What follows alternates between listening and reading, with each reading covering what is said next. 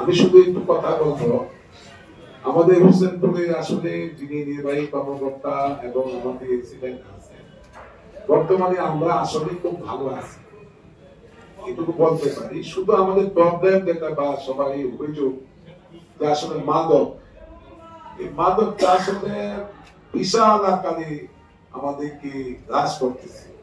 বিশেষ করে আমাদের স্কুল কলেজে স্টুডেন্ট যারা আছে তাদের, এটার কারণে আমরা যারা অভিভাবক আমরা কিন্তু ধ্বংসের দিকে চলে যাচ্ছি।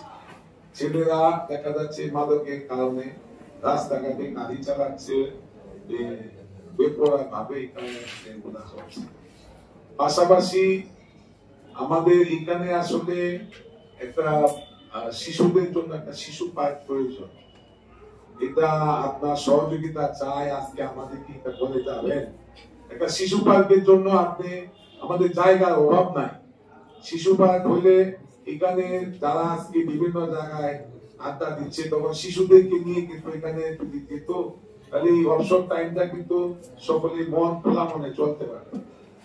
এবং হোসেনপুরের ঐতিহ্যবাহী কিন্তু আমাদের গফরগাঁও, পাশাপাশি হোসেনপুরের মাঝে যে নদী, আমাদের এই ব্রহ্মপুত্র নদী, এটা আসলে এখানে গফরগাঁওয়ে সীমানা হলো নদী পথ। যেহেতু বালুর কথাটা আসছে সেহেতু আমি একটু সংশোধন করে দিই। এই গফরগাঁওয়ের বালু উত্তোলনের কারণে গফরগাঁও থেকে ট্রাক গুলা, বড় বড় গাড়িগুলা আসে এই রোডে, যে কারণে তাদের উপরে কোনো মানে ত্রিপাল দেওয়া থাকে না বলে এইখানে কিন্তু আমাদেরকে বিভিন্ন বালু গাড়ি থেকে বালু উপরে বিভিন্ন লোকের চোখে পড়তেছে। এটা সমস্যা। এটার কারণে একটা সিদ্ধান্ত হয়েছিল এখানে, আমাদের আগে যিনি ছিলেন 1900, আমরা একটা সিদ্ধান্ত নিয়েছিলাম যে ট্রাকগুলোর উপরে বাধ্যতামূলক উপরে কাপড় থাকবে। যেহেতু রাস্তাঘাটে ট্রাক চলতেই হবে, সেহেতু এটা কাপড় দেওয়ার জন্য, যাতে আবার সেই ব্যবস্থা করা হয়। আর আমাদের যানজটের জন্য ট্রাফিকের ব্যবস্থা জোরদার করা উচিত। আর হলো আপনার কাছে আমার ব্যক্তিগত আকুল আবেদন, আবারও বলতেছে, আমাদের এখানে জিনারি একটা পুলিশ পয়েন্ট জরুরি প্রয়োজন হয়ে গেছে, একটা গোবিন্দপুর। তাহলে দেখা যাবে মাদক বন্ধ হবে, না হলে কোনোভাবেই মাদক বন্ধ হবে না।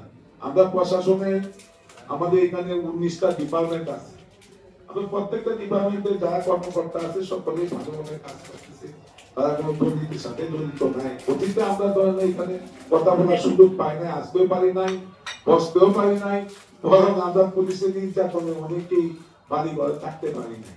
এখন তো কমপক্ষে শান্তি পাচ্ছি, যে বসার সুযোগ পাচ্ছি। নির্বাচন অবশ্যই দেশে একটি সুস্থ নির্বাচন হবে, সুস্থ নির্বাচনের জন্যই তো প্রশাসনকে সুন্দরভাবে সাজানো হচ্ছে। সেহেতু এটা অতীতে 71 সনে মুক্তিযুদ্ধ হয়েছিল, এটা দেশ স্বাধীনের জন্য।